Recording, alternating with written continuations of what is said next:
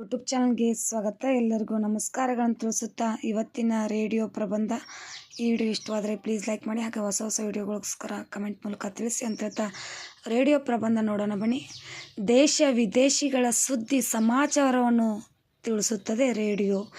ಏಕಕಾಲದಲ್ಲಿ ಹೆಚ್ಚಿನ ವಿದ್ಯಾರ್ಥಿಗಳಿಗೆ ಶಿಕ್ಷಣವನ್ನು ಒದಗಿಸುತ್ತದೆ. ಚಾರಿತ್ರಿಕ ನಾಟಕಗಳನ್ನು ಬಿತ್ತರಿಸುತ್ತದೆ. ರೇಡಿಯೋ ಒಂದು ಸ್ಥಳದಿಂದ ಇನ್ನೊಂದು ಸ್ಥಳಕ್ಕೆ ನೇರವಾಗಿ ಧ್ವನಿಗಳನ್ನು ಕಳಿಸಲು ಮತ್ತು ಸ್ವೀಕರಿಸಲು ಅನುವು ಮಾಡಿಕೊಡುತ್ತದೆ. ರೇಡಿಯೋ ತರಂಗಗಳ ಮೂಲಕ ಸಮೂಹ ಮಾಧ್ಯಮದ ಮತ್ತು ಧ್ವನಿ ಸಂವಹನದ ಒಂದು ರೂಪ. ರವೀಂದ್ರನಾಥ್ ಟಾಗೋರ್ ಅವರ 1930ರಲ್ಲಿ ರೇಡಿಯೋ ಪದಕ್ಕೆ ಆಕಾಶವಾಣಿ ಎಂಬ ಹೆಸರಿಟ್ಟರು.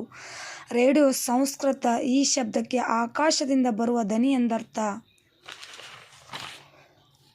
1896ರಲ್ಲಿ ಇಟಲಿ ದೇಶದ ಮಾರ್ಕೋನಿ ರೇಡಿಯೋವನ್ನು ಕಂಡುಹಿಡಿದರು. ಯಾವುದೇ ಸಂದೇಶವನ್ನು ಏಕಕಾಲದಲ್ಲಿ ಅಸಂಖ್ಯಾತ ಜನರಿಗೆ ತಲುಪಿಸುವ ಸಾಧನವಾಗಿದೆ. ರೇಡಿಯೋ ವಯಸ್ಕರ ಶಿಕ್ಷಣಕ್ಕೆ, ರೈತರಿಗೆ ಉಪಯೋಗವಾಗುವ ಕೃಷಿ ರಂಗ, ಮಹಿಳೆಯರಿಗೆ ಮಹಿಳಾ ಕಾರ್ಮಿಕರು ಕಾರ್ಯಕ್ರಮಗಳನ್ನು ನೀಡುತ್ತದೆ. ಶಾಲೆಗಳಿಗಾಗಿ ಉದ್ದೇಶದ ಕಾರ್ಯಕ್ರಮಗಳನ್ನು ರೇಡಿಯೋ ಸಹ ನೀಡುತ್ತದೆ. ಶೈಕ್ಷಣಿಕ ಕಾರ್ಯಕ್ರಮಗಳನ್ನು ಜೊತೆಗೆ ಉದ್ಯೋಗ, ಮಾಹಿತಿ, ಸಾಂಸ್ಕೃತಿಕ ಕಾರ್ಯಕ್ರಮಗಳನ್ನು ಬಿತ್ತರಿಸುತ್ತದೆ. ರೇಡಿಯೋ ಜನತೆಗೆ ಮನರಂಜನೆಯನ್ನು ಒದಗಿಸುತ್ತದೆ. ರೇಡಿಯೋ ಪ್ರಬಂಧದ ಮುಖ್ಯವಾದ ಅಂಶಗಳ ಈ ವಿಡಿಯೋ ಇಷ್ಟವಾದರೆ ಪ್ಲೀಸ್ ಲೈಕ್ ಮಾಡಿ, ಸಬ್ಸ್ಕ್ರೈಬ್ ಮಾಡಿ, ಶೇರ್ ಮಾಡಿ. Thank you.